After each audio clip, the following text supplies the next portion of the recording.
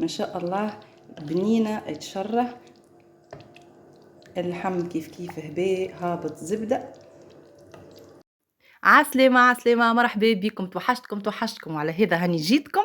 ان شاء الله يعجبكم الفيديو. جبت لكم الروسيت نتاع الملوخية التونسية. شنو بنة، شنو فيحة، شنو ريحة في الدار. جربوها وتفكروني. اول حاجة ساعة خذيت الكمية نتاع زيت نتاعي. شطر كيس صغير نتاع زيت زيتونة ما يقارب 4-5 مغارف زيت. خذيت عليه راس ثوم هرسته، مغرفة هريسة عربي كبيرة، مغرفة تابل، مغرفة فلفل زينة. وباش نخلطهم الكل مع بعضهم. نخلط الخليط هكا بالكدا بالكدا اللي يدخلك الزيت في اللفاحات بالكدا. بالنسبه للملح البنات راني نحط في الاخر على خاطر تعرفوا اللي الملوخيه تبدا مصبره بالملح، دونك ما تغلطكمش من الاول. هاكا بعد ما تطيب تحطوا في الاخر شنو اللي ناقصها بالضبط. باش نحط توا اللحم. عندي لحمات متاع كتف بسم الله ما شاء الله، هكايا فيهم هكايا الهبره بزيت، قلت نعمل بهم كان ملوخيه هذوما. وعندي لحمه كبيره هكا متاع كرومه كيف كيف زودت هكا اللحم. وماكم تعرفوا الملوخيه على قد ما تزودوا لها اللحم راهي تجيكم بنينه بنينه. وبالنسبه للناس اللي ما يحبوش الملوخيه بالعلوش، نقول لكم اعملوا بالهبره بقري عادي، والا بالجلده متاع البقري متاع الكرشه. انتوما وكيفاش تحبوا الملوخيه نتاعكم. انا راني جربتها بالحمل علوش كيما تعملها حماتي، وبصراحه ولات عشق. تجي بنينه بنينه وراهي ما تجيكمش قويه جمله، وتجي في حقها وبنينه وهايله. به حطيتك اللحم هذاك على الفحات اللي حطيتهم من الاول، خلطت بالكدا وباش نخلي اللحم يرتاح ويشربك الفاح بالكدا بالكدا بالكدا.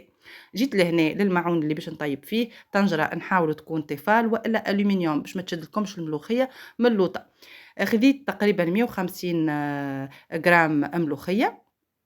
خذيت عليها الزيت. الكميه متاع الزيت هي كيس كبير متاع 200 مليلتر. ونخلط. البنات راني انا ما نقليهاش الملوخيه نتاعي، ما نقليهاش وتجيني بنه بنه بنه. بالنسبه للناس اللي قليو فيها نقول لكم جربوا الطريقه هذيا وتفكروني. راهو ما فيهاش حتى شك ولا اختلاف اللي هي تجيكم بنينه. خاصه راهو التقليه ساعات راهي تعطي مراره. على هذا انا نتفادى القليان نتاعها جمله وراهي تجيك بنينه بنينه بنينه. وجربوا وتفكروني. لهنا اول حاجه ساعه خلطت بالكدا بالكدا مع الزيت. نحاول نصفيها ما نخليش فيها حتى كعبوره باش كي تطيب زاده صافيه وما تجيش فيها في الاخر كعابر ولا حاجه. وبالطبيعه حضرتك السخان نتاع الماء باش نمرقها بالكدا بالماء سخون سخون سخون يغلي. ومن بعد نحطها تطيب على روحها.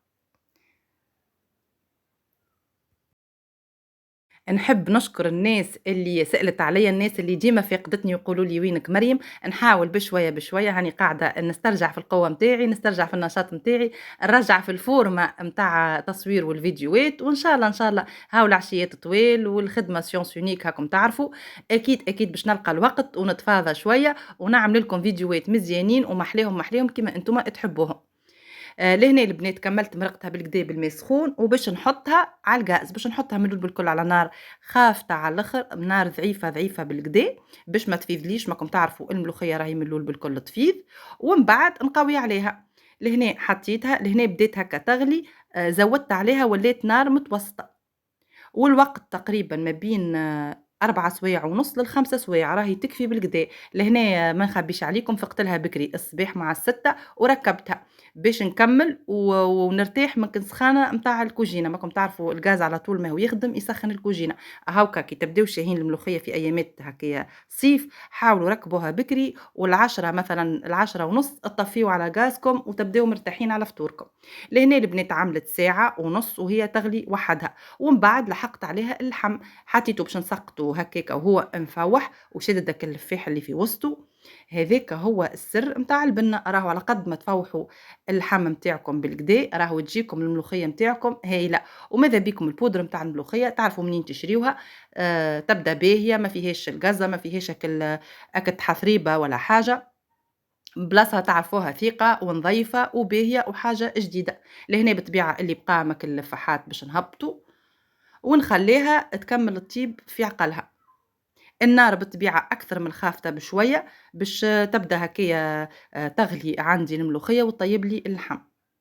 شوفوا في المرحلة هذي تنجموا تغطيوها الطنجرة متاعكم، أما المرحلة الأولى وهي مازالت كي اتحطت على الغاز راكم ما تغطيوهاش، هاكا نقول لكم ديما les astuces الكل باش ما تفيدلكمش، هاكا الحاجات اللي صارت لي الكل والديفوات اللي عملتهم قبل وأنا مبتدئة معناها في التطيب، هاكا نقول لكم عليهم باش ما يصيرلكمش أنتوما هكاكا، راهو من الأول بالكل راهي تفيد، ما تغطيوهاش خليوها هكاكا تتبخر بشوية بشوية وكي تحطوا لها اللحم وقتها تتغطى، وما تخافوش عليها لا تفيض.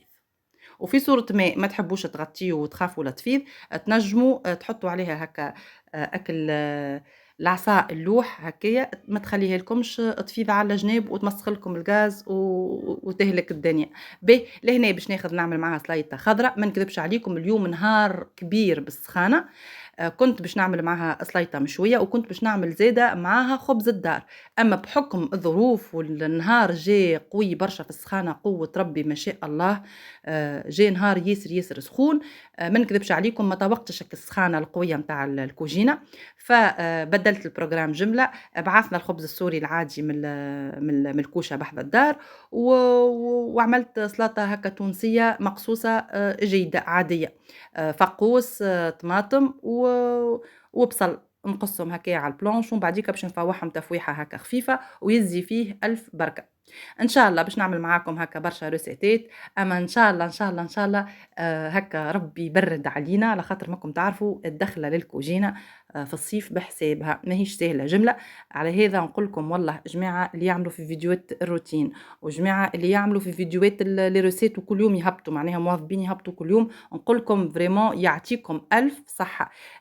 الكوجينة ماهيش سهلة، على هذا أنا نتمنى لروحي وللناس الكل اللي كيفي يخدموا هكايا يهبطوا حاجات من الكوجينة والكل وخاصة الأيامات هذوما متاع سخانة ما همش ساهلين جملة، نقول لكم بالله تفرجوا فيهم الفيديوهات هذوما راهم متعوبة عليهم على الآخر على الآخر.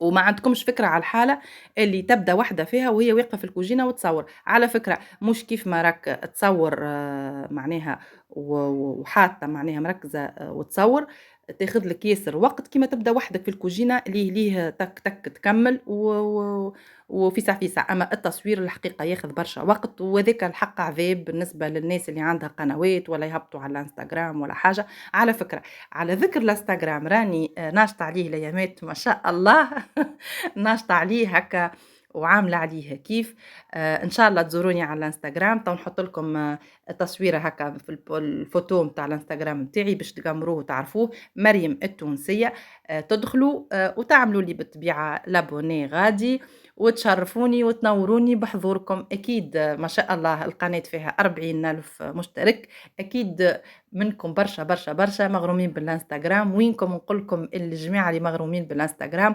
ومغرومين بالحاجة اللي خف لف ولي ستوري وكلفازات، إن شاء الله إن شاء الله هاني قاعدة نعود في روحي عليه الانستغرام، وإن شاء الله نتلاقاو فيه ديما ديما، أكيد باش نعود نهبط عليه حاجات ونكون أجور فيه معاكم. المهم لهنا هاكم تشوفوا في النتيجة سايي هنا طابت، تبارك الله تبارك الله جات قارة زيتها اللحم طيب في حقه، هنا غرفت سايي باش نحط عطاولة الماكلة، نقول لكم صحة وبالشفاء اللي باش تعمل دبارتي، سلايطة سايي كيف كيف حضرت زينتها بشوية زيتون، توا نقول لكم بالسلامة وتبقاو على خير نحبكم برشا وراكم في القلب.